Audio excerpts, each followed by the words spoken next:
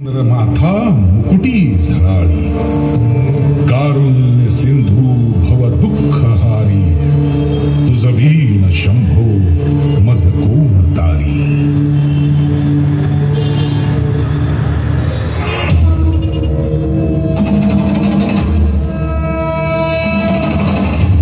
रुद्र शिवाचा डमरू दुमदुम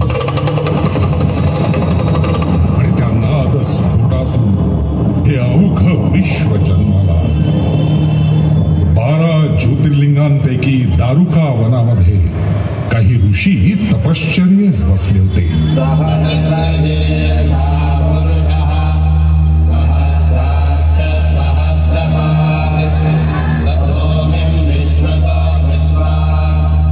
तप करता करता ते एवढे गर्विष्ठ झाले की ते स्वतःला देवांपेक्षाही श्रेष्ठ मानू लागले. कैलास पर्वतावर भगवान शिवशंकरांना हे उमगलं. त्या ऋषींना अद्दल घडवण्यासाठी त्यांनी महाप्रचंड नटराजाचं रूप धारण केलं.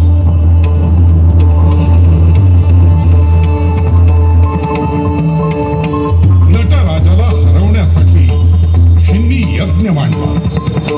त्या यज्ञाद्वारे नटराजाच्या अंगावर वाघ सोडला. पण नटराजानं त्या वाघाचं कातडं अंगावर परिधान केलं. त्या यज्ञातून डमरू आला. अंगावर आलेला डमरू नटराजानं उजव्या हातात घेतला. डमरू म्हणजे विश्वाच्या उत्पत्तीचं उगमस्थान, म्हणजेच ओम. यज्ञातून एक महाकाय नाग अवतरला. त्याला नटराजानं आपल्या गळ्याभोवती धारण केलं. नाग म्हणजे साक्षात कालचक्र. शिवाला हरवण्यासाठी शेवटचा उपाय म्हणून यज्ञातून अपस्मार नावाचा एक मुटका दैत्य अवतरला. अपस्मार म्हणजे अज्ञान, विस्मृती आणि संभ्रम. या दैत्याला अमरत्वाचं वरदान प्राप्त होतं.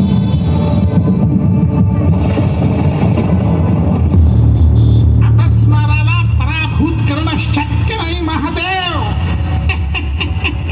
मी एक उत्तम नट आहे, ज्याचा प्रभाव नेहमीच परिपूर्ण राहणार.